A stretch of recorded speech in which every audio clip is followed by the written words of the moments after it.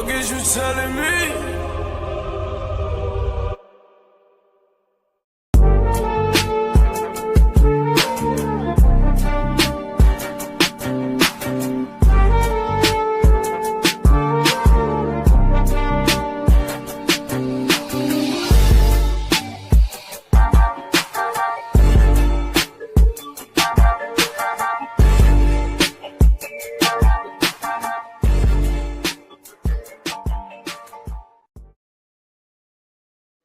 Yes, sir. Yes, sir. You were tuned in to Throw the Hook podcast, man. Episode 23.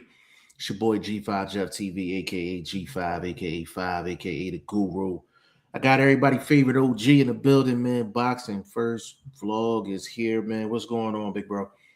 Oh man, just trying to stay on the helmets of some of these wicked posters in these boxing streets. That's all.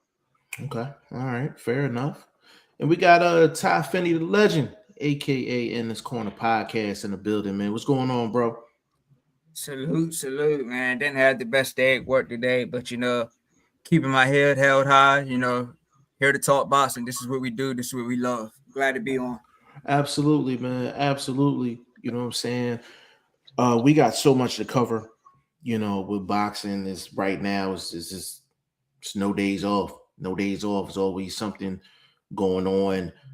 Just to give you guys a little bit of a kind of a little schedule on how we're gonna get down today.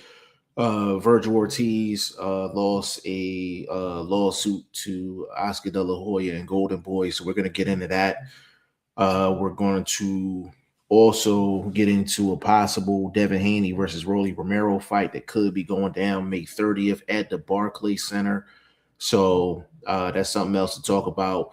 We're definitely going to get into the Navarette Nunez fight and what's next for Navarette. The Tamir Smalls versus Abel Ramos result. That seems to be a hot topic in the streets right now. And Fernando Vargas' son, Emiliano Vargas, got a victory on Saturday as well. And we can get into, whether he's ready for some top 10 action or top 15 action at 140 pounds. So we got a lot to cover. So, y'all know the routine. If you come in here, say what's up and, let them know we sounding good and all that. But let's get into this Virgil Ortiz and Golden Boy situation. They had a court case today, and Golden Boy ended up winning the case. So essentially, to make a long story short, this is what the court case was. Virgil Ortiz and his team is not allowed to negotiate with any third party about any future contracts or any future fights. They cannot get a third party involved, which means they can't get Eddie Hearn involved. They can't get DAZN involved. They can't negotiate any fights with Boots or anybody else until this situation is settled. Now, Vlog, I'm going to go to you first on this. How long do you think Virgil Ortiz is going to be on the sidelines? 6 months minimum. We dealing with the courts, judges. You know how long they take. Just look at the appeal process in itself. That takes a minute, and that's basically what this is boiling down to. It's an appeal process. You're appealing to the judge's way of thinking in this particular situation, and that takes a minute.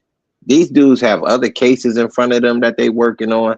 No judge is jumping on this and doing this for a week straight as far as reading through all the reports and whatever. You know what I mean? They're not going to do that. This is going to take time because the judge is basically being fed information. So he has to make sure all that information is gathered properly before it's even given to him. So all this is going to take time, man. That's why I said 6 months. So I think he won't even be a factor for a minute, because he's going to have to, at least after that, take a cupcake type of get back in the game type of fight. Yeah, I agree. Ty Finney, how long do you think Virgil Ortiz is going to be on the sidelines since he's basically caught in litigation? Yeah, I agree with Vlog. I think it's going to take some time But I hope they can get it resolved quickly because Virgil Ortiz, he's had some inactivity in the past. The situation with him and Stanionis, they both had their situations. And, he's coming off that early stoppage against Lubin. So we don't want this guy to have inactivity. His name is popping. His name's been popping, after that stoppage. Boots got his stoppage. So, the fans want that fight. And if we don't get that, we want to see Virgil back in there with somebody else. So, yeah, I hope they can get it resolved quickly because, Virgil Ortiz, he's a silent fighter. Yeah.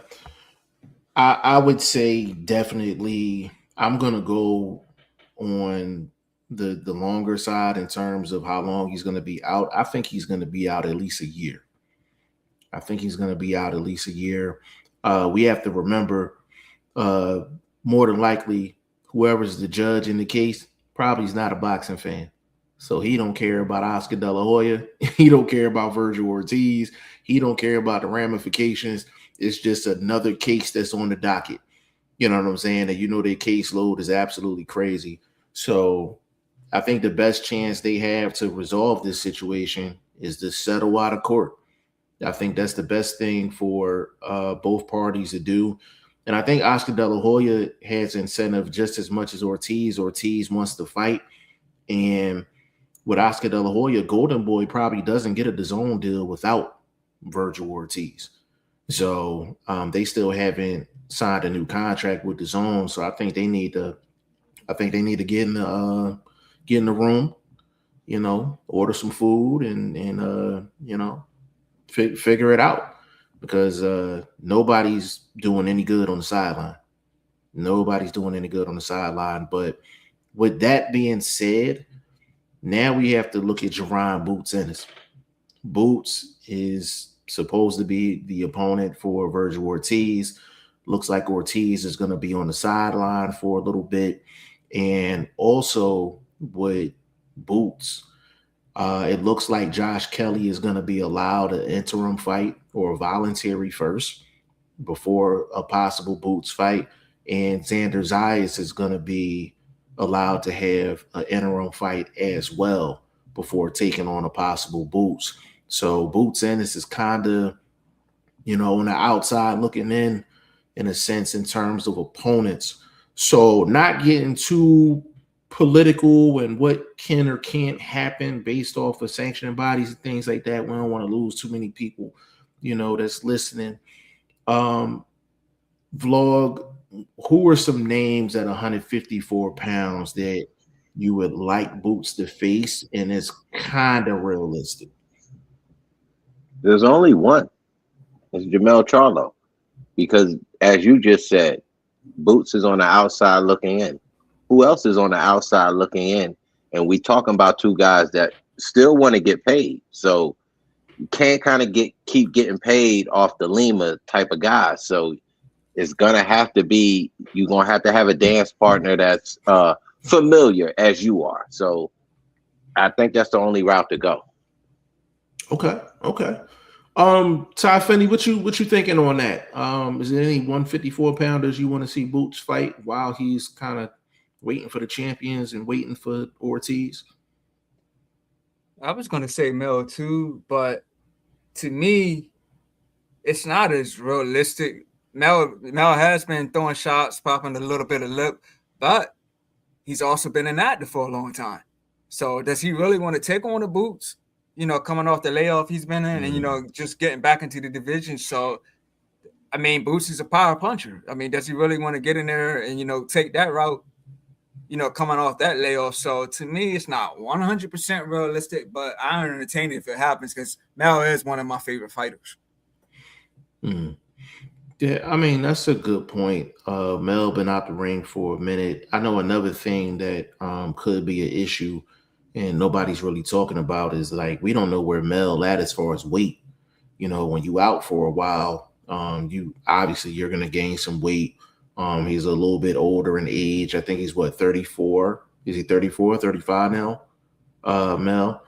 So, shedding them pounds is going to be a little more difficult to do.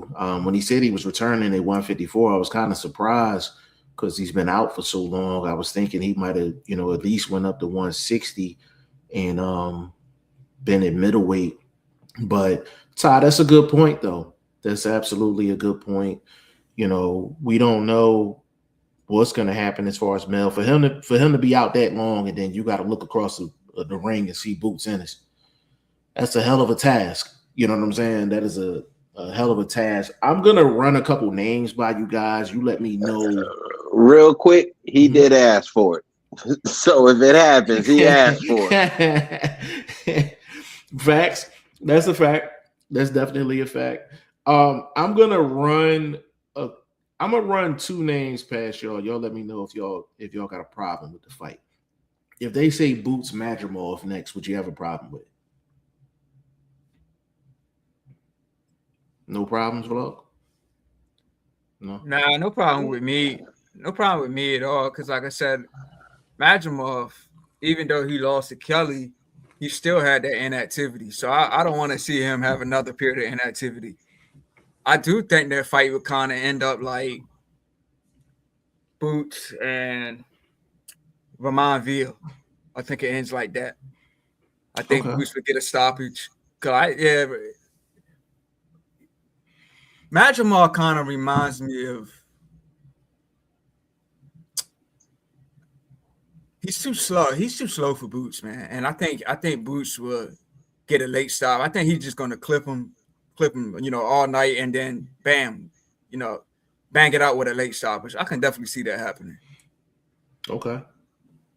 I like the fight based on timing wise. Madrimov recently having a fight late 2025. And as far as what it means, it actually would mean something because again, you're talking about a former world champion. You're talking about a guy that went 12 rounds with one of the pound for pound greatest of all time. So, and in my estimation, I'm not going to fraud. I thought at worst that was a draw. If not, he pulled that fight out. And I'm being honest to God on that one, bro. That was a very close fight. You got to remember what he did to that eye. Ain't nobody else did nothing to that eye like that. You know what I mean? So that eye got dotted. That being said, though, I think it would be a great fight for Boots.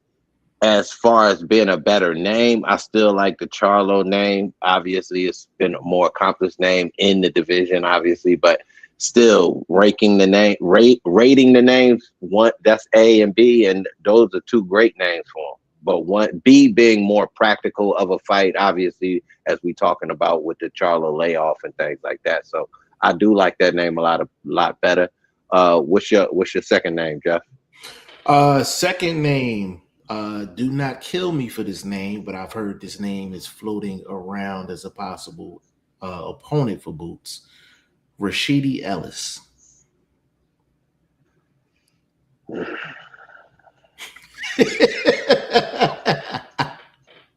I don't like it because this a guy he was just over there in that tag team boxing, bro. It's you know what I mean? A respectable fighter, no doubt about it. Very skilled guy. Is he top tier though? You know what I mean? I like Madrimov better. I like Charlo better. Even with the layoff, I still like the Charlo fight better. I just don't think Rashidi is going to go after Boots like that. So I don't think that'll be an entertaining fight in that aspect. Okay. Todd, what you thinking on that? You would you be cool with a Rashidi Ellis fight, or you passing on that? I'll pass, man. I think Rashidi, he pity passes shots too much, and that's not those shots ain't gonna hurt Boots. You know what I mean? See, Boots gonna walk right through that pity patch stuff. That stuff is not gonna affect him. And I meant to say, when you said Madrimov, man, I was thinking of Martin Zelli, so my bad on that. But I will take that fight though. I think it's an entertaining fight. Well, the thing is, that was the third name I was going to mention. Bakram. Yeah, so Bakram. So you okay with a Bakram fight too? Yeah, that's what I was saying. That's when when you said Madrimov, I got confused with Bakram. But I think Bakram would end up like Ramon Veal. I just think he's too slow. And I think he gets stopped late. Now Madrimov, I think that's a more entertaining fight. I think Madrimov would bring it. Okay. And he could make Boots show more elements to his game. But I think Bakram is an easy fight. I think he's just too slow for Boots. Are you okay with a Bakram fight, vlog? As far as A highlight reel, yeah. You know what I mean? I definitely like it on that aspect. But as far as rating Majimov against Boots, his bag ain't deep enough, bro. He's offensive, but you talking just a straight right. He might slip an uppercut in there. He's not offensively deep enough. He did some great movement against Crawford, but I think you gotta have a higher punch selection to be effective against a guy like Boots. You gotta be able to basically throw everything. Okay. So Eddie Hearn and Boots, they got a lot of work to do, you know, in terms of getting back in the ring. But for all of the Boots fans, I think y'all are gonna have to understand, like, Boots' next 2 fights or so is probably not going to be the fights that you want to see. You know, obviously you want to see the Virgil Ortiz fight. You want to see the Josh Kelly fight. You want to see the Xander Zayas fight. I don't think Boots is going to get any of them names in his next 2 fights, unfortunately, because it's a lot of tap dancing going on right now at 154 pounds, because Boots is pretty much free to do whatever he needs to do, and these champions are not. Nobody's getting in line saying, I want that guy. I want Boots. Like, nobody's saying that. You understand what I'm saying? So it's going to be interesting to see how things work out with that. But moving on, we definitely have to talk about the news that came out today that we might be looking at a Devin Haney versus Rolly Romero unification fight, May 30th, Barclays Center. Ty, I'm going to start with you. How do you feel about a possible Devin Haney, Rolly Romero fight? And would you rather see the rematch with Ryan Garcia first before that?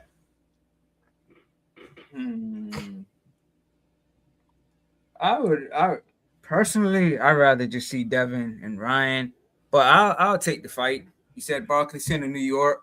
Mm-hmm. I think it's fireworks. Rolly's the guy. He's going to come forward. He's going to bring it. But I think Haney is he's levels above Rolly. His footwork, his speed. So I think this is easy work for Haney. But like I said, I entertain it. Rolly's a champion, and he knows what's at stake. You know, like you said, Barclays Center. He's gonna have to bring his A game. But I don't see him winning that fight. But of course, you know, like you said, Ryan, that's the fight. I think Devin really needs to get that back. But I know they're gonna want testing. I know Bill's gonna be giving his 1-2s about everything. So I think right now, I think it's more realistic for Rolly and Devin, because I think it's just going to be too many stipulations with him. You know, Devin Ryan trying to make that rematch happen. So I'm cool. I'm cool with Rolly. I'm cool with that. Okay. Vlog, how do you feel about a possible Haney versus Rolly Romero fight? And are you okay with that fight going down first before he gets some get back against Ryan Garcia? Well, if you follow the channel, I did a quick little video on this championship crossroads that we at welterweight. And I actually like this fight better because if you really look at the Devin Haney Garcia situation, he not ready right now. The first fight, he came into that fight with no intentions on winning that fight. That fight had nothing to do with legacy, anything. He came in overweight on purpose. He came in off the elemental space juice from whatever Nova station that they got posted out there in the outer limits. This was, I'm just saying, bro, this was all done on purpose. Now you're in a situation where you kind of putting it out there like you want to fight, but if you wanted to fight, then you would set yourself up as far as lining up the proper fights to get you ready for that fight. And to make that fight the biggest fight currently in boxing, I would think you needed to be undisputed. That's what I believe. That fight to me right now is an okay fight just because it's a rematch. And the little the kind of racial stuff that he was doing and all that, get back and all of that. I think it could be bigger and help his legacy more if he actually went the route to achieve the other belt, go over to London, take that fight with Crocker, you know what I mean, or the winner of Paro Crocker over there, go over there and do it, or go to Paro's backyard in Australia and do it. Show that you're truly a world guy. Rebuild yourself through the process. Stop like acting like you want that smoke and you believed in yourself going into that fight when all your actions showed you didn't believe in yourself. You just got lucky and landed some left hooks. But you were obviously more heavy-handed than your opponent because you was on, you know, I don't know. I can't call it Ostarine. I think it was something else, bro. It was like some, I mean, Jamba Juice mixture type shit, bro. Because I'm just, but no, in all seriously, I think he is in a position where he actually can fix his legacy. He already took one step, grabbed one of the, you know, worthless belts, you know what I'm saying, as far as the WBC is concerned. Now, use that momentum, take a tough fight, or call out the other champion to set up the biggest fight in boxing currently. Like I think it could be bigger than Canelo versus Crawford if it's set up right. If Ryan Garcia continues to prove that wasn't a one fluke thing against Barrios, I don't think you're gonna come back and do that against Devin at this point. Because actually, you didn't look that strong. I'm just being honest. He didn't look that strong at 147. Did he get a fluke knockdown? Yeah, that can happen. But he didn't sustain it. He didn't go after him and try to finish him because he knew it was a fluke knockdown. So I'm thinking, continue to show that you can box. I'm giving you credit for that. I'm not going to sit here and fraud and act like you wasn't in there sticking and moving and doing what a boxer is supposed to do. You did that. Did you do it clean? We don't know. But if you continue to show I'm doing that and I am being clean and it's not all the out of the ring antics, drinking beer and all of this type of extracurricular stuff, rebuild your legacy, bro. They're giving your pops credit for being a okay trainer. Let's continue to build on that and make that a super fight for Undisputed. That's my what I believe should happen. So I just want to make sure I got everything right. So the Haney-Rolly fight, you're cool Excellent. with. I'm loving it. You would like for Ryan Garcia to go over to the UK and go get Crocker's belt, and then they go meet for Undisputed. Is that what I'm gathering? Yes. Like, let all of this build up, bro. It's a flame that's not going to go out. It doesn't have to happen right now, bro. You can make the flame even bigger. I'm saying. You walk in there with 2 straps and you earned them straps honestly. Mm-hmm. Oh, bro, come on, bro. I can't even argue with you. And I dislike you as a person, as an individual. But as a boxer, if you do that, I gotta give you kudos. And I gotta say, I need to see that. That's an interesting take. But I actually like it. I don't know if Ryan goes over to the UK to go get Crocker's belt. Crocker will probably had to come over here. But I'm okay with that too. He's a champion.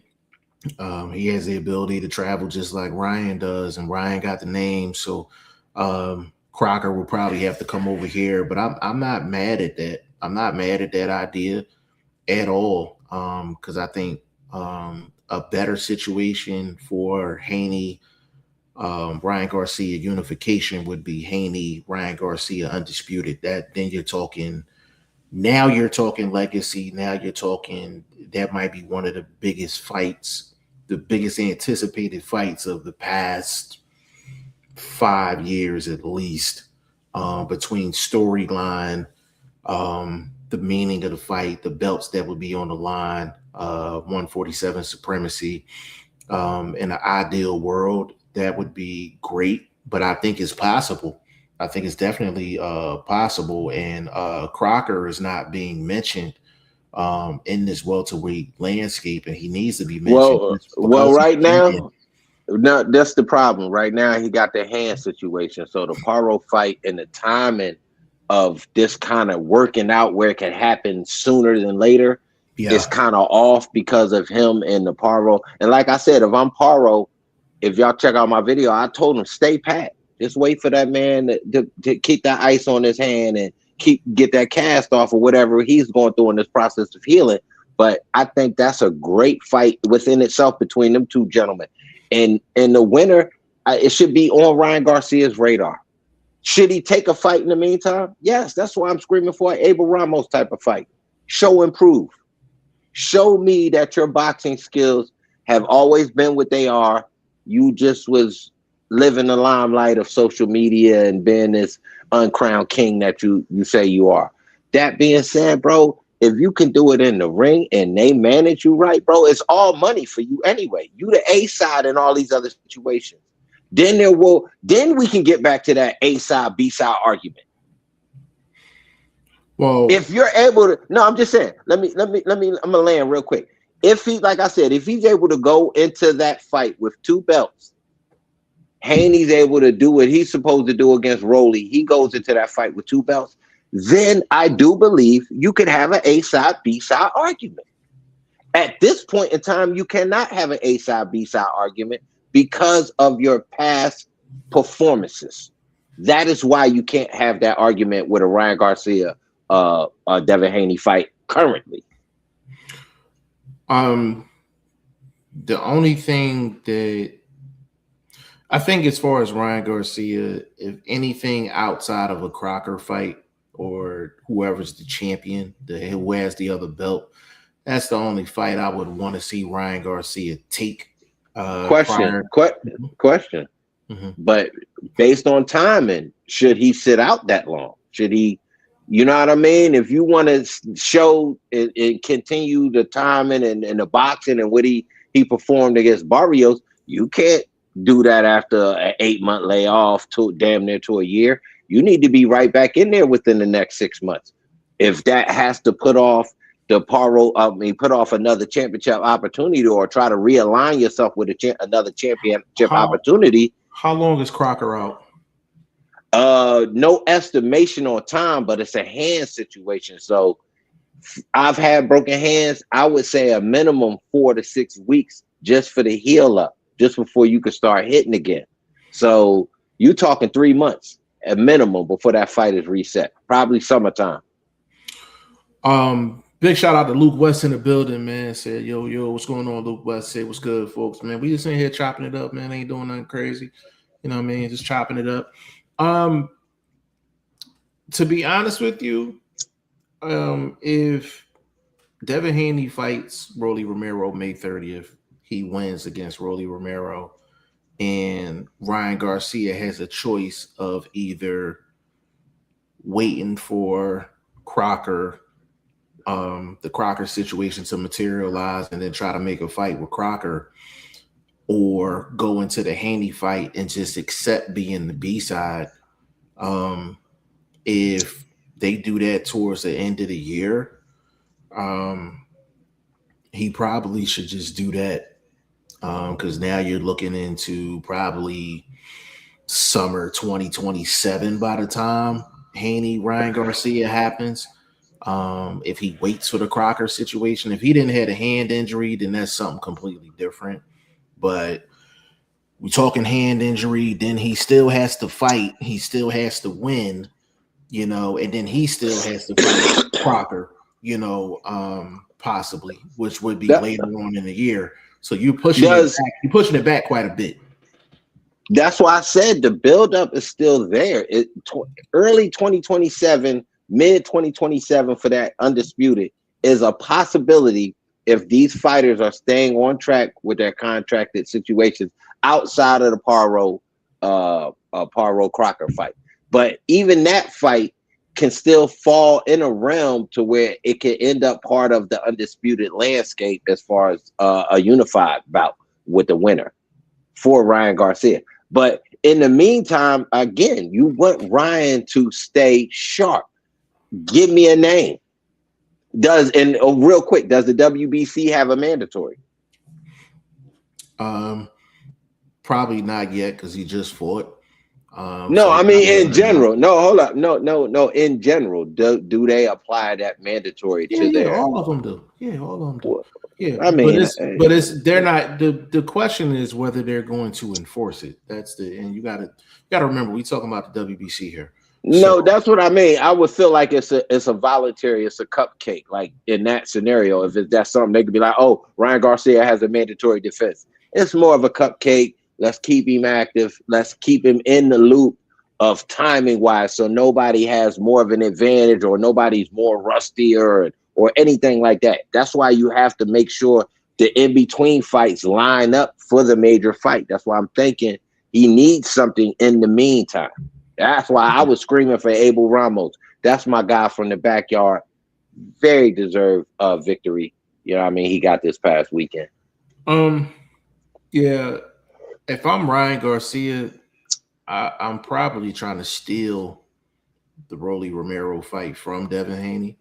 Because if you're waiting for undisputed, a Crocker fight probably doesn't happen till possibly end of the year.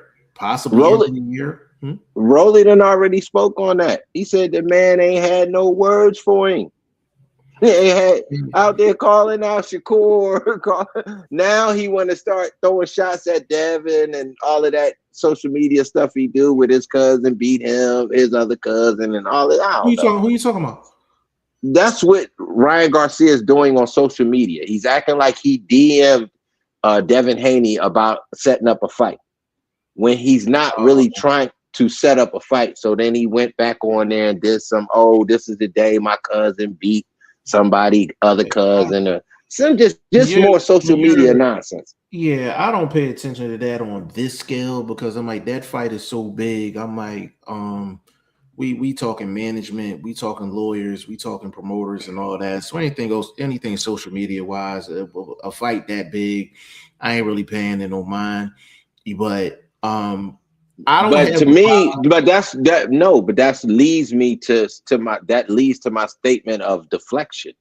Like you're doing that, like, I stepped to him as a deflection of that fight's not really a possibility. You know what I'm saying? Because if it was, if you're that guy that everybody believes he is, or a lot of his fans do, I'm not gonna say everybody, but a lot of his fans do, then he would have automatically called out Rolly.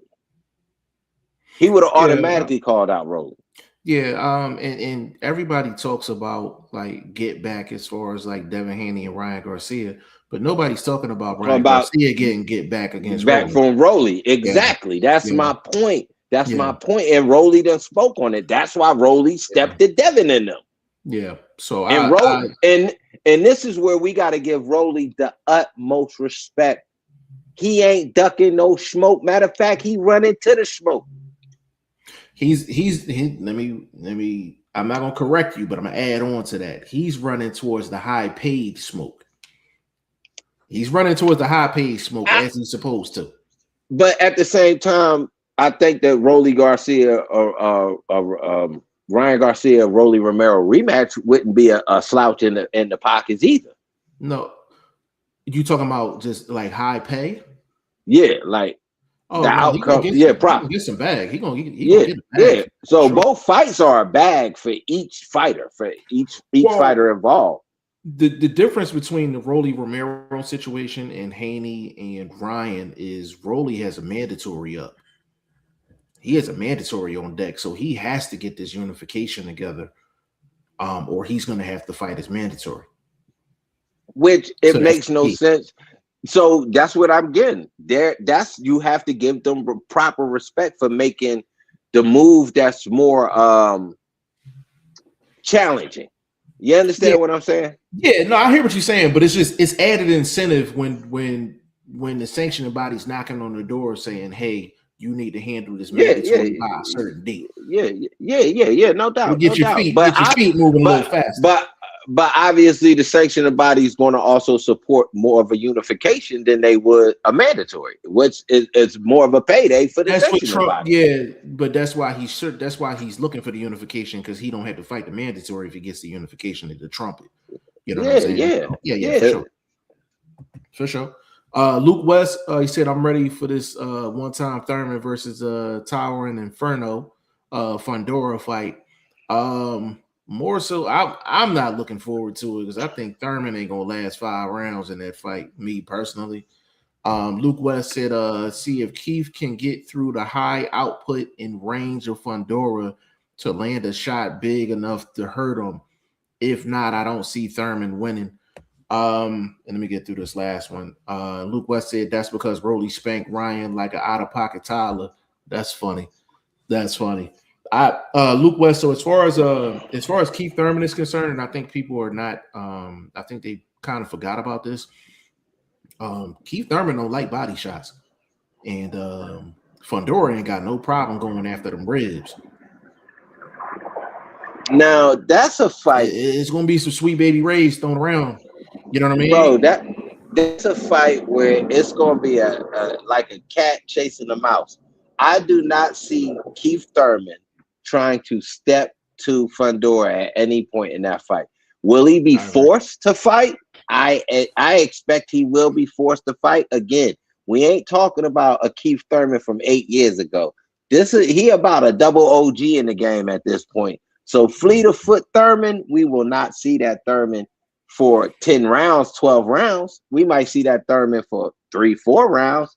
And then at some point, you know what I mean, the cat gonna corner the mouse and it might be curtains. Unless his tie-up game, real high level, elite status tie-up game, he got to be doing a lot of curls because he gonna be trying to hold on to that ball to keep that ball off of him, man. You know what I mean? And the thing about that is Fundora he's not easy to hold. That's why Lubin ended up having the fate that he had, because every time he tried to tie Fundora up, he just wasn't having it.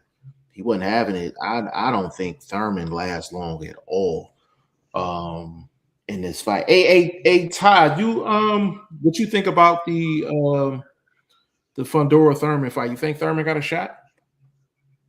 I think he does. I think he does. Like Luke West said, well, Fundora has been hurt. We've seen him get hurt by Brian Mendoza, and that was a big shot. So who's saying that Thurman can't land something? I mean, spots and he can land at any time. So don't say never say never. But when he can land something big. But when is Thurman landing anything big, bro? Like when has he made an exclamation point like that in a fight? Like it's been a long time. It's been a long time. And like his fight of the year with Sean Porter was like a decade ago now. That was like 2016. So that was a long time ago when he was looking phenomenal. And don't get me wrong, he looked good against Barrios, but like we all said that Barrios isn't the best looking champion out there. So that's a guy that's, you know, it's easy to look good against, but like you said, Fundora, this is a different game, man. This guy, he can box from the outside, he can train with you, bang with you on the inside, and like Jeff said, Thurman don't like body shots, so I can see Thurman using his footwork, but like you said, he's older now, so them legs might not last in this fight. So I like the fight. I know a lot of people don't like it, but the fact that it got pushed back again makes it bad. So just I don't know, man. I'm definitely leaning towards Fundora, though. I'm definitely leaning towards him. It ain't no lean. I'm about to push the wall over on that. Ain't no lean. Bro, hey, Todd, the thing about it, like, this is why I'm not too interested in the fight. Of course, I'm gonna watch it, but what did Thurman do to actually get the shot? Like Thurman ain't even do nothing to get the shot. Like I feel like the fight is kind of like forced upon us. Like nobody asked for it. Now, can Thurman actually land something big? Yes, he can. But when is the last time Thurman done laid some, you know, he done laid a NyQuil shot on somebody? It's been a long time since he landed a NyQuil shot. He's gonna need a Mendoza type NyQuil shot against Fundora. Like we haven't seen that in a while though, Ty. And that's the thing. You talking about if he do land something, is he going to be able to finish Fundora? Because we've seen Fundora come back from being hurt. And is Thurman ain't never been built for a true war like that. He's more of a boxer, and that's the sport. So I'm not mad at that style. But in this fight, there's no way in the world I could give him a chance with that style because of the physical matchup. It's going to be hard to box from the outside with a guy that's automatically longer than you. That's, in my estimation, punching harder than you. And you not cat quick. You not 23, 24 years old, fresh out the womb, bobbing and weaving and sliding back, counter punching. I don't even think he can rely on the counter punch game. He can't even catch and shoot. He could tie up and make it dirty, is, in my estimation, is the best he could do. Attempt some body shots of his own, maybe stick jab to the body, slide out the side door, maybe, I don't know. Tie up one hand overhands, because that's going to be a shot, that overhand when he close, because of the height of Fundora. That could be a type of punch he needs to be relying on. But as far as knockout punch, I don't see what shot he can get off. Unless Fundora literally dips and runs into something, like I said, like an overhand.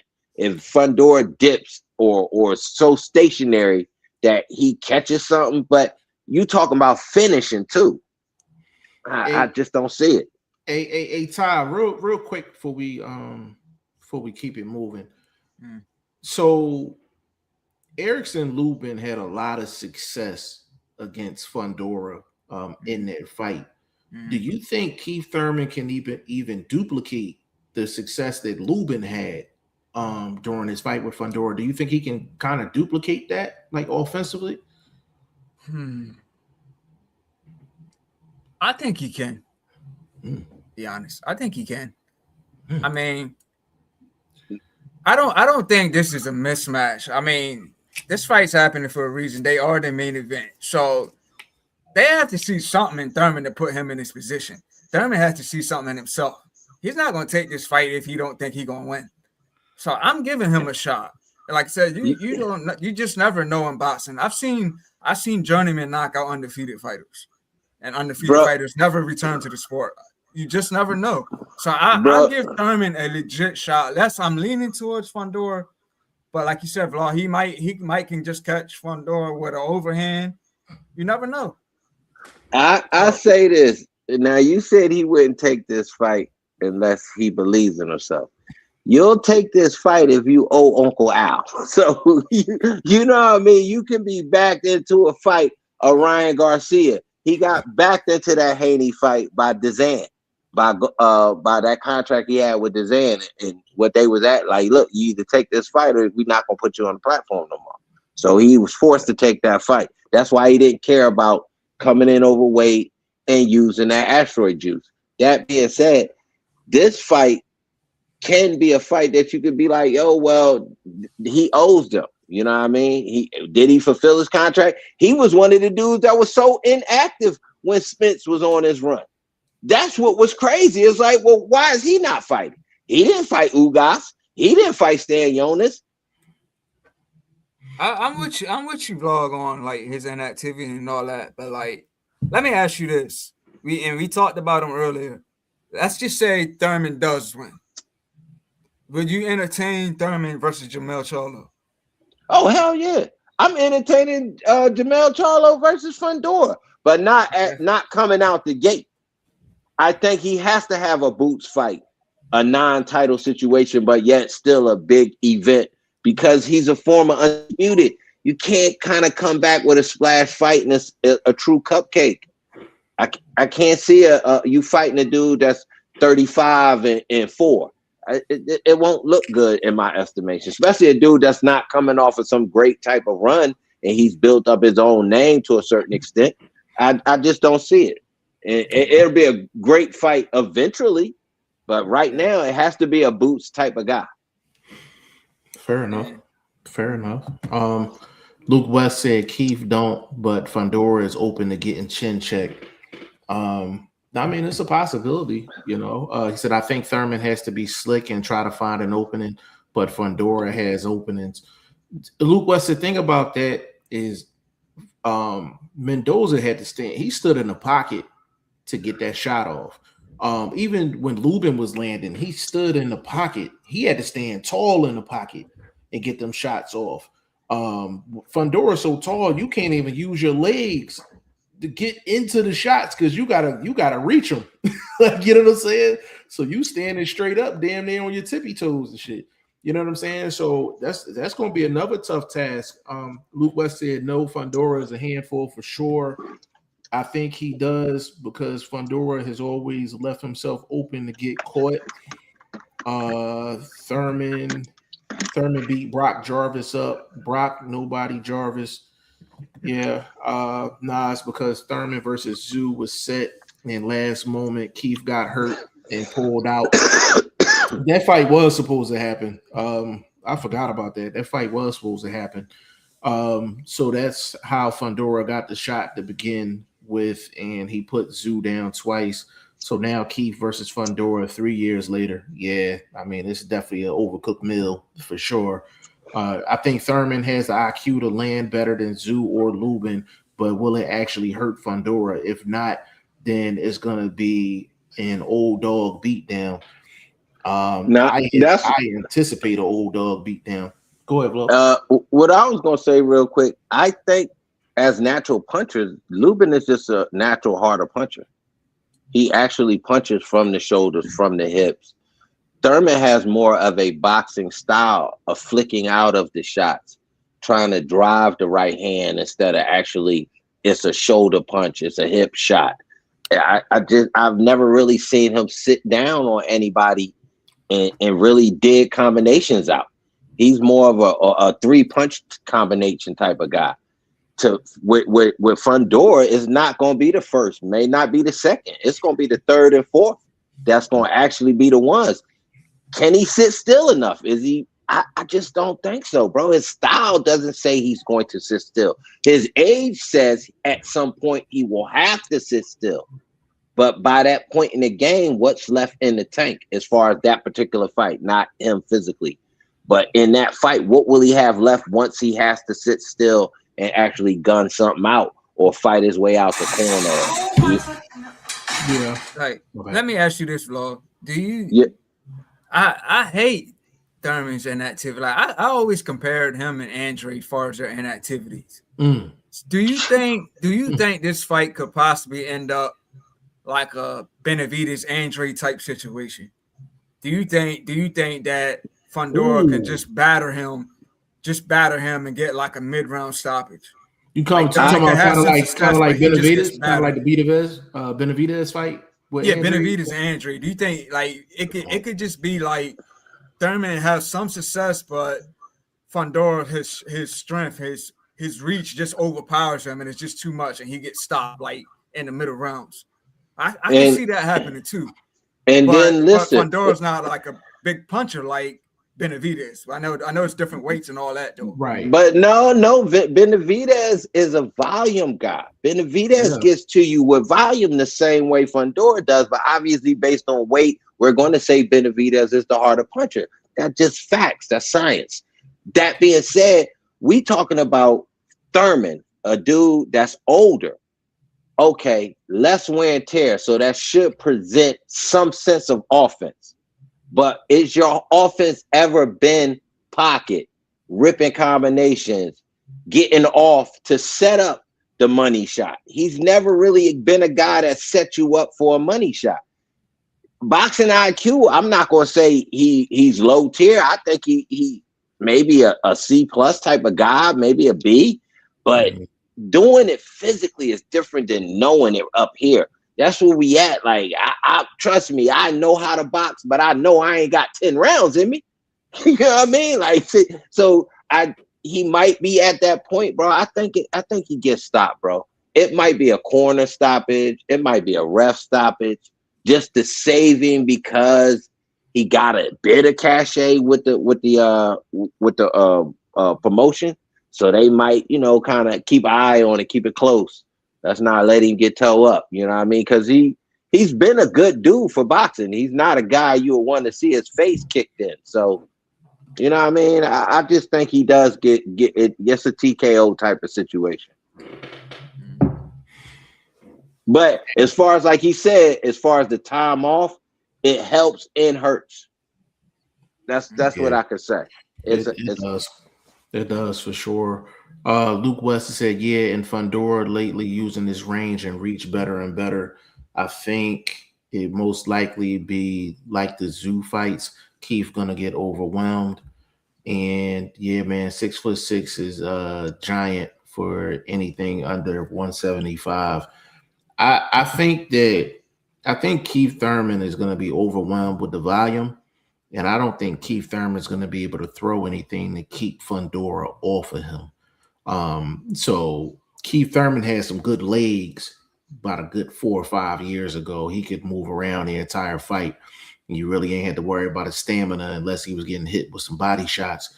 But, he's older in age. He's not going to be moving around as much. So I think eventually Fundora gets to him. I told you, I don't think he lasts 6 rounds. I don't think he lasts 6 rounds. I think it's gonna be. I think it's gonna be bad. If he loses, does he need to ride off into the sunset? I would say no, because he's outmatched. Like I don't care how much Keith Thurman talks, he is outmatched in this fight. But there's other guys at 154 that he can fight. And he would just be in a different status. Just be in a different status. Yeah, I went. It's like you said. Keith Thurman, Abel Ramos. I ain't mad at a fight like that. You know what I mean? Even if it's a non-title type of fight, or a fight that maybe get you an opportunity type of fight. You know what I mean? Because both of them being older guys, they're not battered older guys. You know what I mean? So if this fight doesn't devastate him physically, no, I don't think it's over for him. Yeah, I don't think so neither. It's plenty of fights he can take. If he loses to Fundora, all that, like he calling the shots and getting premier fights, it might be over for him in regards to that. All right, real quick, and then we can let this go. As an upset, where would you rank this? Rating it to a Douglas Tyson or any other fight in that realm. Upset, where would you rank it historically? I wouldn't, if Keith Thurman was to pull off the upset, I wouldn't, I wouldn't take my shirt off and run down the street and shit. Like, you don't think it's big time? You don't think that's big time? It's a big upset, but in terms of like history, I wouldn't go that far. Because Fundora has shown some chinks in the armor, but it's a major upset. It's a major upset. Don't get me wrong. It's a major upset, for sure. And I would give him full credit. Full credit. Luke West said, but is willing to be a gatekeeper. He got too much pride to accept that, even if it's true, or this will be like Tio losing to Cambosis. Maybe not that big, but close. To be honest with you, that's a good question.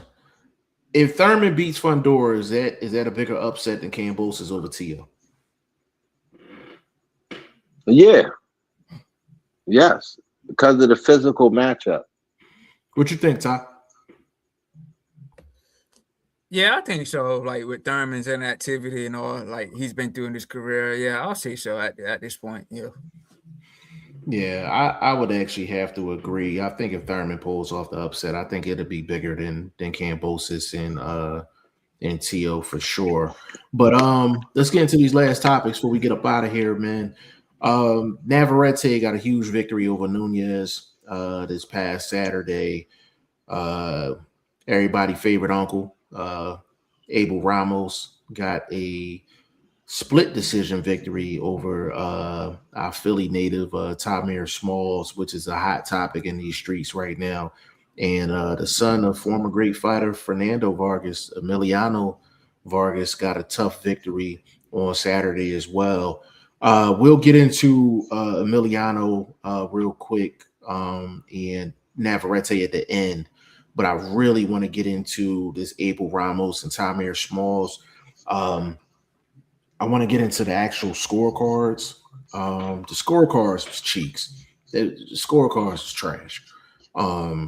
I just sometimes these judges kind of just just had me scratching my head. Like somebody had a 98, 92 for Ramos.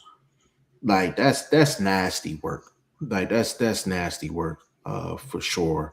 8 rounds to 2 is like crazy. Um, 7-3. I think somebody had a 97, 93 Ramos. I thought that was crazy as well.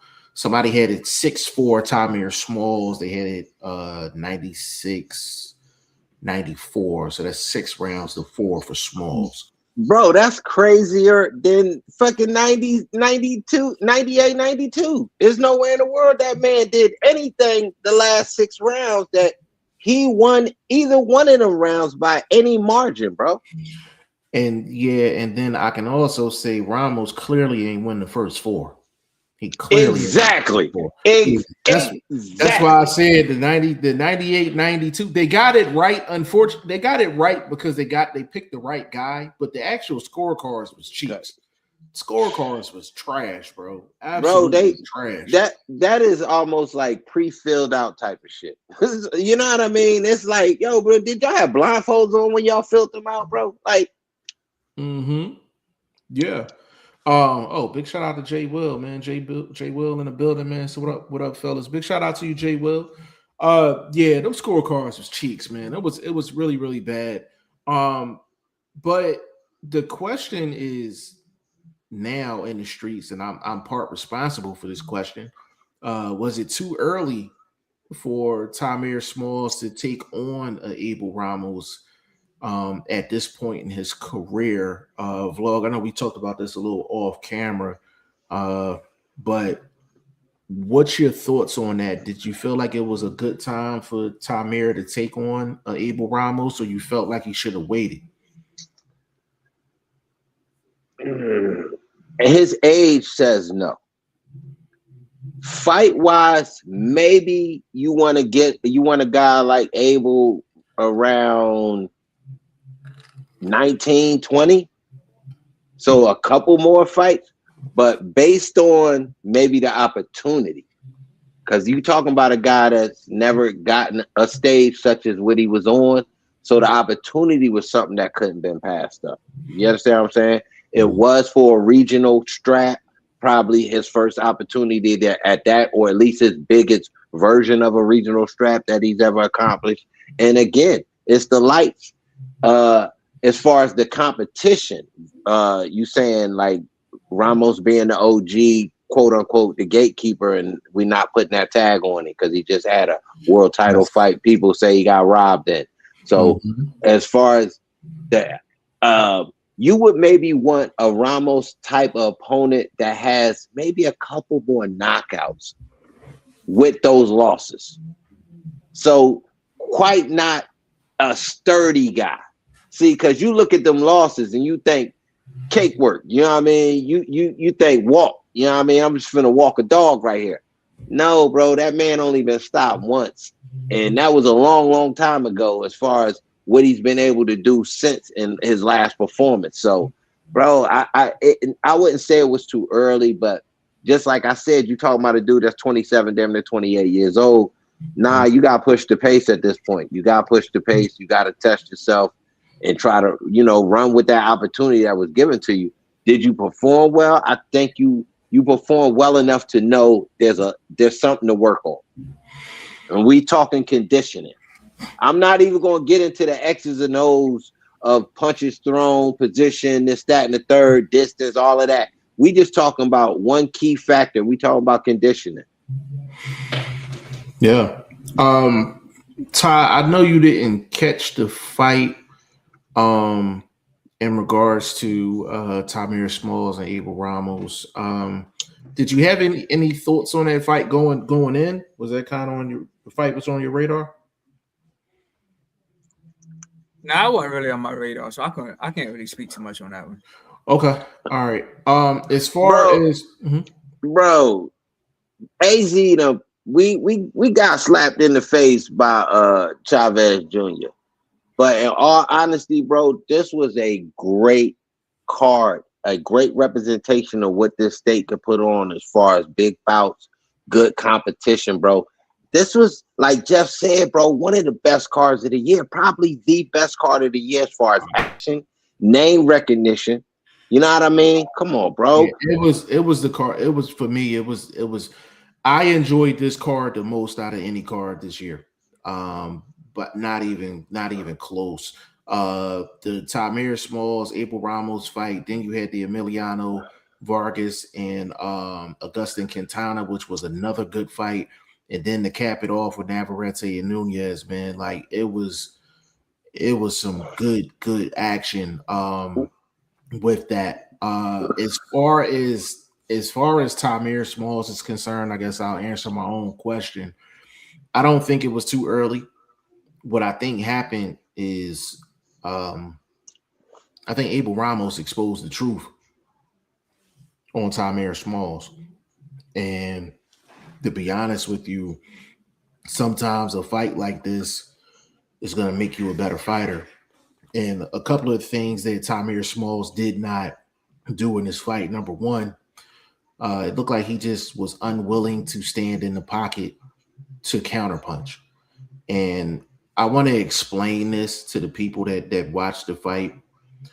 When Abel Ramos was getting off those body shots, we always talk about this on the channel going back a couple years. You don't trade body shots for head shots. The thing about that is with Tamir Smalls, after round 4, he never really planted his feet to put some mustard on them shots to even give Abel Ramos something to think about. And for him to go through that for 6 straight rounds to where he's taking body shot after body shot and he doesn't sit down at least once and say, hey, I'm going to draw the line right here and we're going to meet right here and I'm going to throw mine. He didn't do that not once the last 6 rounds of the fight. He would throw maybe a pity-pat jab or a pity-pat hook and he'll run out the side door. You can't win. Bless you. You can't win a dog fight like that. You cannot win a dog fight like that. And that's what Abel Ramos exposed in regards to the holes that's in Tamir Smalls' game. As far as the age, yes, he had to take this fight. In terms of the point of his career, I felt like he had to take this fight. But I do think it's going to help him. But Tamir Smalls is going to have to fight some pressure fighters to get – he's going to have to get that style down because he's not going to be able to get in a championship contention or win a title at 147 without doing better with that style. And he came in 147 on the nose too, so he might be – I'm not saying he's struggling to make weight, but he's a tall, wiry guy at 147. So if you can't handle that at 147, imagine if he had to go up to 154. There's no way he's surviving that. That's what we call a tweener type of guy, bro. And you know what I mean? Is he conditioned enough to make 140? What he showed me there, no. He don't even look like he can make 140 based on conditioning, being able to cut weight and still perform. So he's a tweener guy, bro. He got to really, I think, like I said, you got to concentrate on conditioning, and then you got to put a little bit of weight on that's easily knocked off and replaced after weigh-in. You know what I mean? A 5 to 7 pound muscle. You see what I mean? Like, okay, now it's time to go weigh in. We refuel, boom, that muscle right back. It's got to be something. It's got to be a game plan behind. He looked good. He looked good during the weigh-in. He didn't look like weak or anything like that. Like his eyes wasn't sunken in. Like he looked good during the weigh-in for sure. He just don't have muscle, bro. He need muscle. He's just that's what he's missing. And we've seen wiry guys that have a lot of power. You know, off top Tito Trinidad, he was a wiry guy, but had a lot of power. You know, so but even he got muscular. As he did, but early, no doubt. Yeah, but the some of the wiry guys, some of the biggest punches in history were like wiry guys. You know what I'm saying? But the thing with Tamir is he just got to go back to the drawing board. He has to go back to the drawing board. And I know, Vlog, I know we talked about this off camera, but I want to bring it up on camera. I'm just putting 1 and 2 together. This is the second time we've seen a fighter out of that Bozy in his gym that is doing a little too much movement, and either they're not showing you that they can clinch some of them old school tactics, get the referee to break you up. You get a couple of seconds where you're not moving and circling the ring so much. This is the second time we've seen this with the Philly fighter. You know, you got little things like he coming at you, push off. As he's resetting to come forward, you can get off and get out, score. It's a lot of subtle things that could be added to that young dude's arsenal that I saw none of, that you usually see from a Philadelphia style guy. Like, they usually have a little bit of all the tricks that they use, whether some people look at it as being dirty or just part of boxing, and it has to be used to get through certain situations in the sport. So I again, like you said, back to the drawing board, bro. Not a revamp, but definitely being able to add tools. You got to be open to adding tools. And for the people that's listening, just to make sure I'm clear, I'm talking about the Andy Cruz fight that he just had, where he did a lot of movement and he didn't do enough clinching, and I don't think he stood enough in the pocket. It was just too much moving. And Tamir Smalls did the exact same thing. And it looked kind of similar in terms of how they was, sneaking out the side door. And I mean, they're doing a complete circle around the ring. Like they look similar. Like you watch both of them fights, the circle out the side door, it looked very similar. Hart did the same thing. I don't know what's going on in the city with this circle in the ring type of game plan, bro, but it's not working. Yeah, I just like with Jesse, it was so much of a weight difference. I didn't give him any real flack for that, but I'm not used to seeing that from the guys from the city. I'm not used to seeing that, because usually, even if take a Boots, even if Boots go out the side door, he's immediately starting the process to walk forward or to meet you at a certain point. Like if you're an outside fighter, right, and you're sticking to your jab, you're a boxer, and you're running up against just a rough and rugged dude, you have to send that mental message, and you have to send a physical message too. Some points in the fight, you're going to have to stand there, and it's like, okay, I'm not moving off this spot. If we got to clinch, we got to clinch.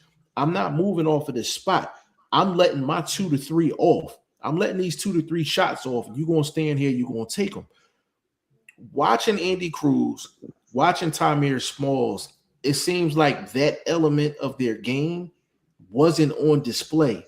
And the reason why they lost those fights on the judges' scorecards is because you're given the impression that you're not willing to engage at any point.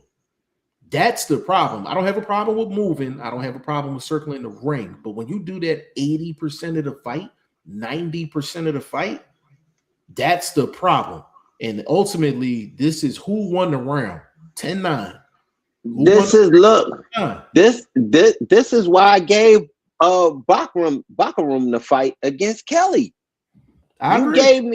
You see what I mean? That's the same thing you're talking about. If you're going to be outside and be aggressive when need be, when presented with the opportunity. Kelly did it in that fight a few times. Yes, he did. I'm not going to say he didn't. But in my estimation, he didn't do it enough to win that fight as far as taking somebody's title. And Bachman got robbed of some knockdowns, but that's neither here nor there. We just talking about that style of circling the ring. At some point, it has to start losing you rounds as far as the actual fight of boxing is concerned. Yeah. Hey, let me ask you: who is Tamir Smalls' trainer? Is it Bozy or is it somebody else? It's Bozy. It's Bozy. Okay. It's Okay. Bozy. And that's why I was making a comparison, because if you watch Andy Cruz versus Raymond Murataya, it was the same thing from the opening bell. Andy Cruz was on the outside, and he never really stood his ground during the fight, even though he landed some great work. He landed some great work. Real quick, was Bozy in the corner in that fight? Yes. Okay. Because if for some reason it's not, I'm will not picturing him. I will say this: the camera really didn't get on Bozy and them in that fight. I see. That's what I'm trying to say. I'm trying to picture a time when he was literally giving advice in that fight. They very rarely did they put the camera on Tamir Smalls in between rounds. Like, you seen Ramos in between rounds, you didn't see Tamir Smalls. So I can't even really say what kind of job Bozy did in the corner or what he was telling them. But it's kind of hard to tell a guy something when you see their legs is gone. Like, Tamir's legs was gone after round 7. After round 7, his legs was done.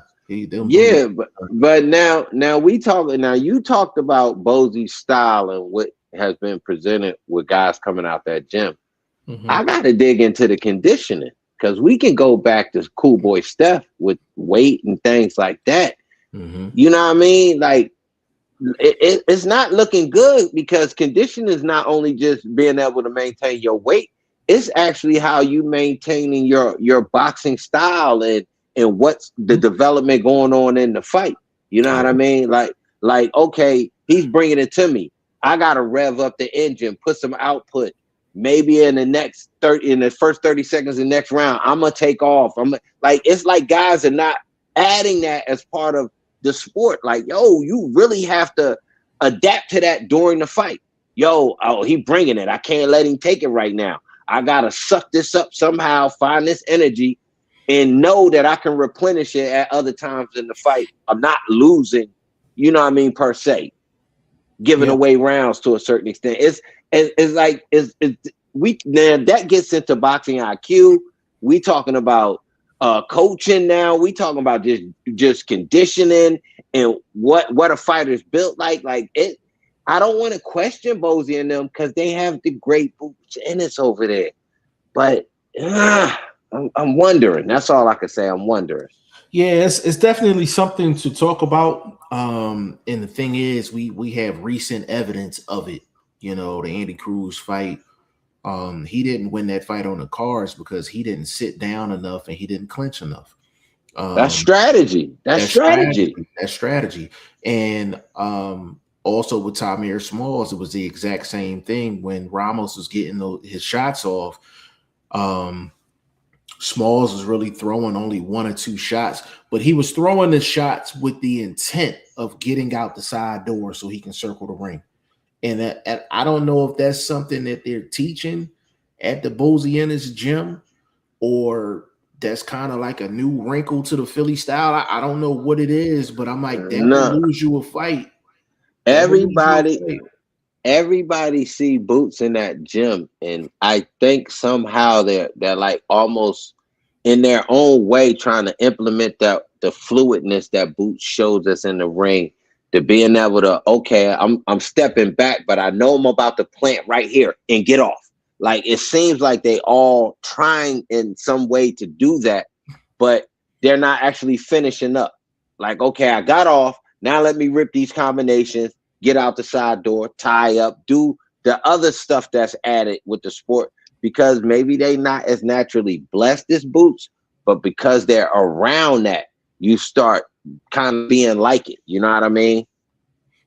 No, I feel you. And I agree with that assessment. Everybody's not Boots, you know, in that gym. And Andy Cruz is a talented fighter. Tamir Smalls is a talented fighter, but they might just have to get there's no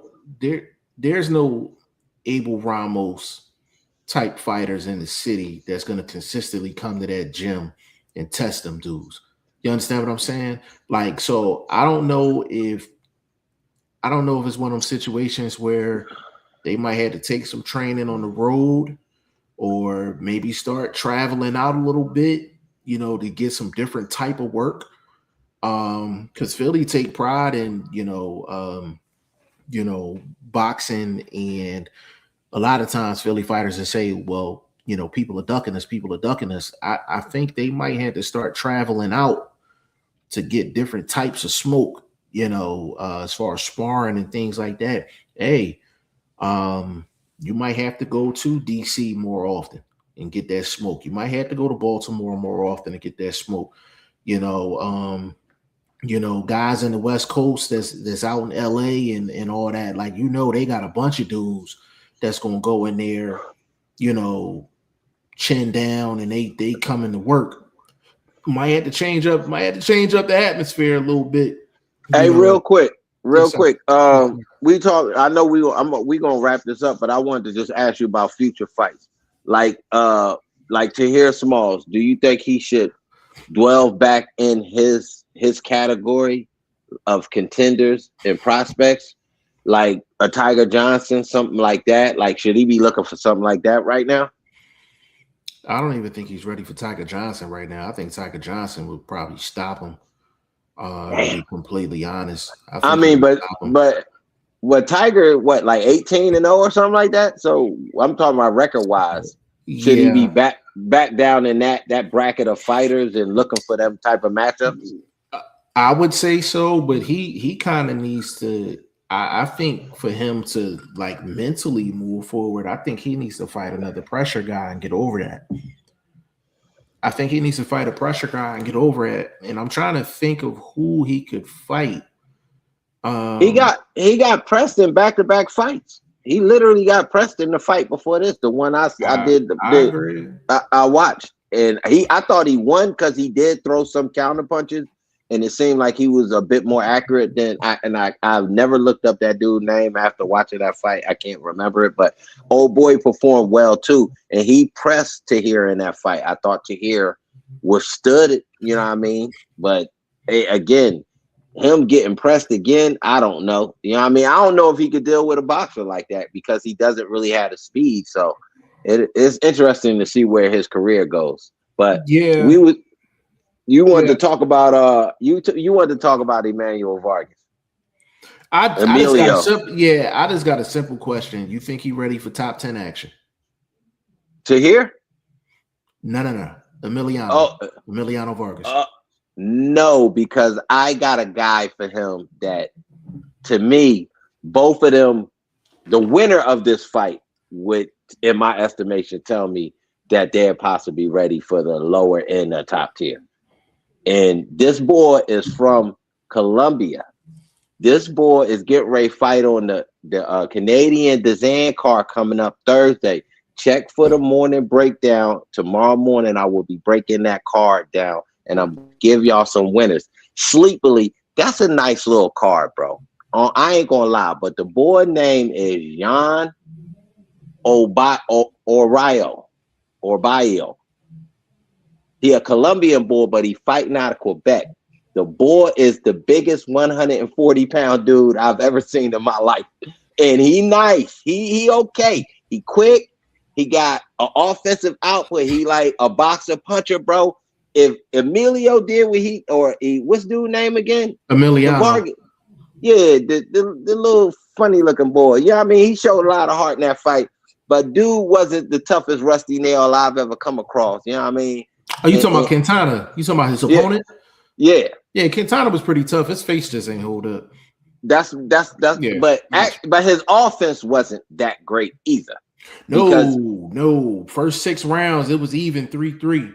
He buckled Vargas in the second round too, though.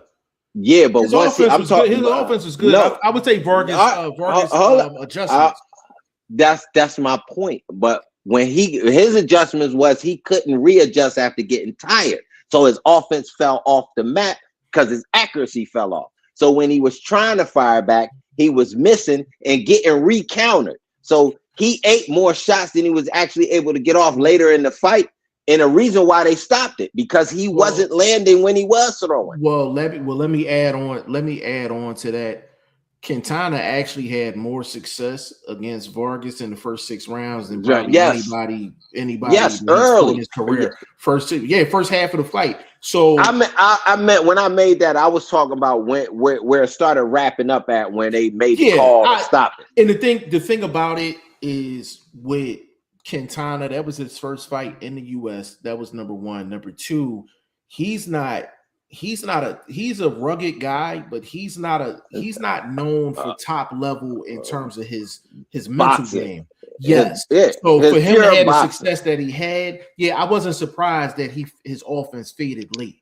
Only thing I was surprised that Vargas showed some of that toughness that we saw from his dad, like back in the day. Yeah. So and I'm happy for that. I'm not a big fan of that family. You know, they done did some questionable things and said some questionable stuff. But as a boxing pundit, yes, he showed me something as far as that toughness. But again, we talking about, is he ready? We said that with Tahir Smalls. I don't think he's ready for top 10 unless you give me a matchup like this boy, like I said, Jean Orbaio, the boy like 14 or 15-0, 16-0, something like that. He got like 14 knockouts. The boy is nice, Colombian boy. He fighting out of Quebec.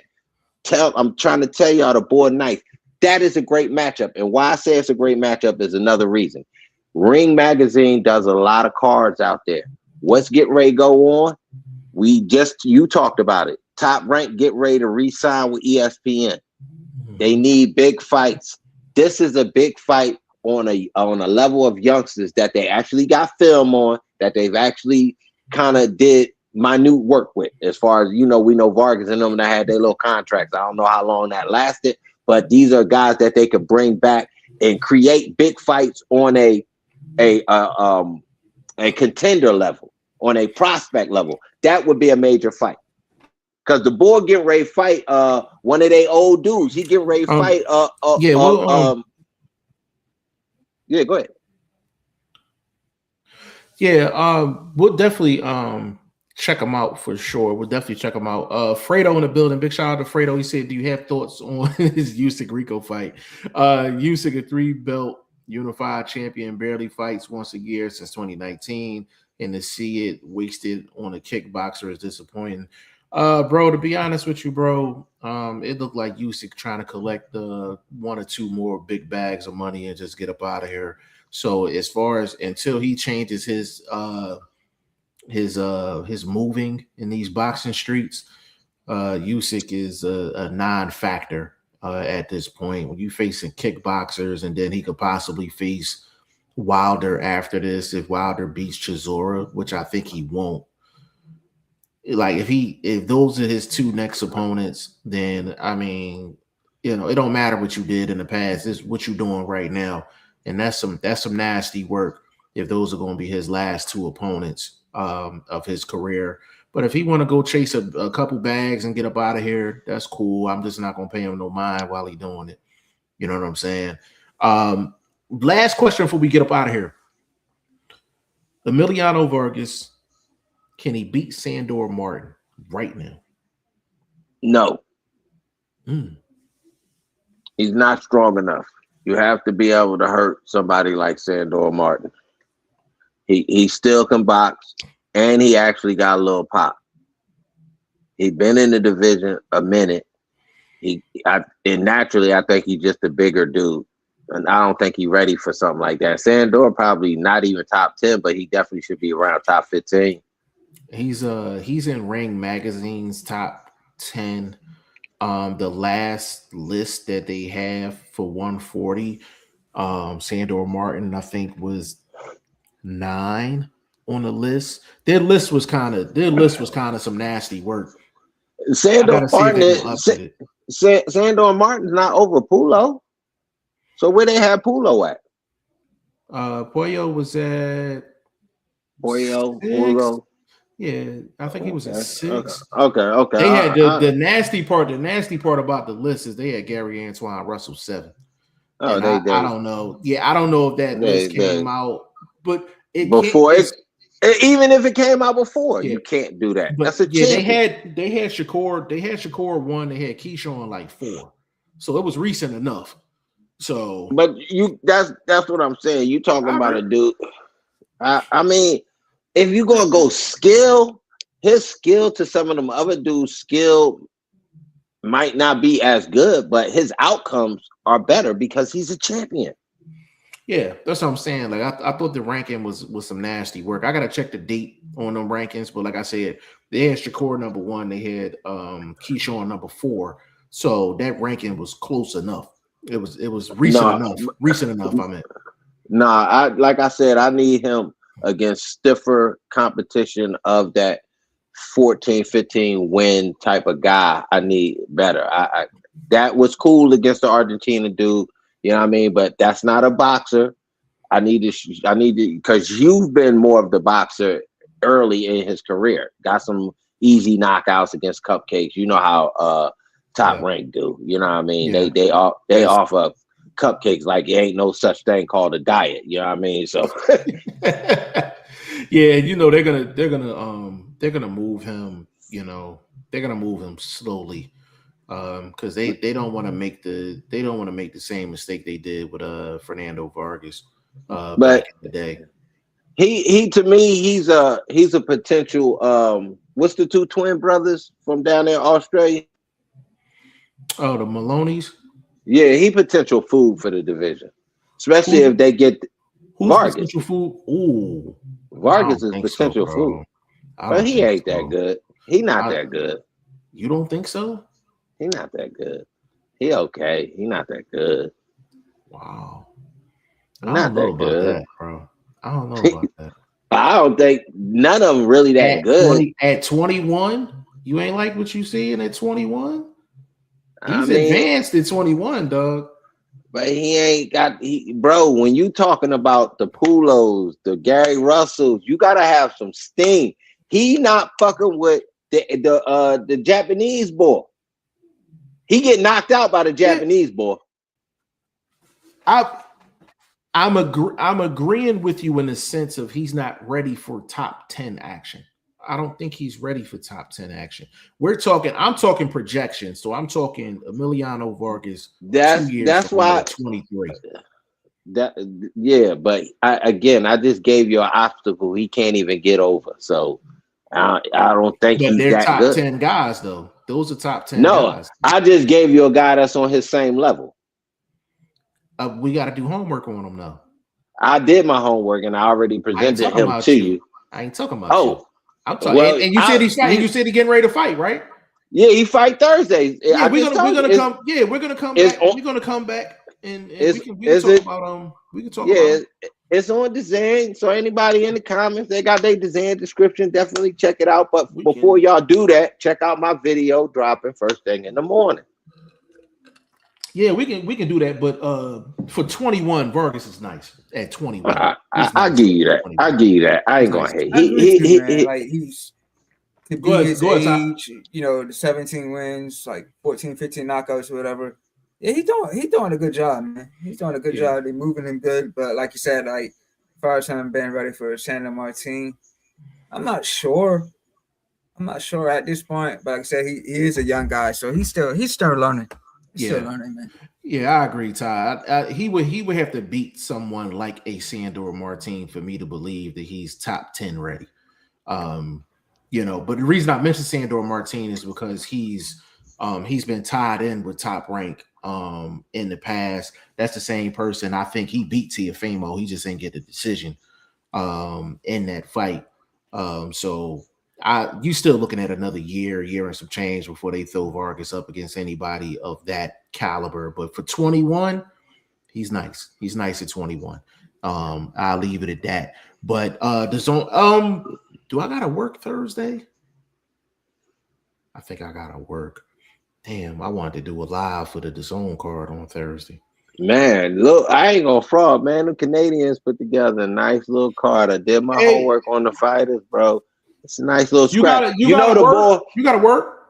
Yeah, but I'm probably gonna slide up out of there just in time, just to make sure I could catch it. But real quick, the boy that also went had that little nice little dig out with Diego Pancho. He on the card. He fighting a monster. He fighting this boy named Mendoza. This boy, this dark African Spanish cat, he a monster, bro. So He's a dark African Spanish cat. yeah, I think he from like he from I got down you. South America, but they all fighting out of Quebec. Like I said, the earlier Colombian boy, they all fighting out of Quebec. It's actually, like I said, a nice card. I gotta talk real quick about this one fight that's on there. They got the boy that got knocked out by Janabek. He got stopped by Janabek a couple years ago. His name's Steve Butler. The boy got hands. His name Bang Bang. It's an elegant nickname because either he get knocked out or he knocking somebody the fuck out. So his name being Bang Bang. You don't know how to bang going. Yeah, bro. Yeah, bro. But I did a post and put up the numbers for his fight, man. So y'all go check that out on the gram, man. Go definitely check out vlog videos. Make sure that you are actually subscribing to Boxing First Vlog. Then swing on over to In This Corner podcast. Do a sub over there. Circle the block. Get over to G5 Jeff TV.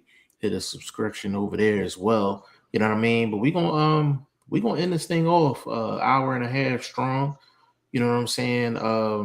Obviously we didn't cover everything. We tried to cover as much as we could, at this particular time. Ty Finney, appreciate you stopping through, man. Give them your social media, let them know what you got cracking.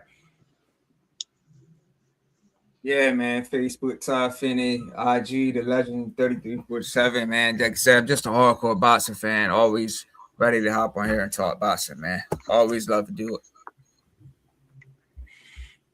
Appreciate you, bro. As always, man. Everybody favorite OG, Boxing First Vlog, man. Let them know what's popping with you, man. Social media, all that. Well, I've been screaming about it most of the live. I'm breaking down at the Zan card because I'm gonna drop a little coin. So I'm gonna give y'all some leans and a couple picks that way. And next up, man, just catch me on the gram, man. I'm always dropping information. I talked about how Zuffa and them did not sign any females. What does that mean for female boxing? So I'm covering the sport from different angles. I'm a fan. I'm a pundit. I wrote for a well-known website. You know what I mean? Hopefully we can get that popping again, but we're not going to talk about that right now. But I'm all over the place with the sport, man. But check me out on Instagram. Use the #1 for the word first. And check me out on Threads. That's my Twitter. I'm getting it cracking on there. So follow me on there too, bro. Big shout out to Boxing First Vlog, man. I'm all over the place, man. YouTube, IG, TikTok, you name it, Facebook, everything G5 Jeff TV. We got Throw the Hook podcast. We moving on that. You know what I'm saying? We just moving as a unit. You know what I mean? To get to where we need to be at the end of the day. So we will be back on. I'm thinking Thursday might be able to do a little something. So let's lock in for Thursday. So on behalf of Ty Finney, the Legend, aka the In This Corner podcast, everybody's favorite OG Boxing First Vlog, and your boy G5 Jeff TV, aka G5, aka 5, aka the Guru. Appreciate y'all stopping through the Throw the Hook podcast, episode 23. We will be back on Thursday. We appreciate y'all. Peace. Peace.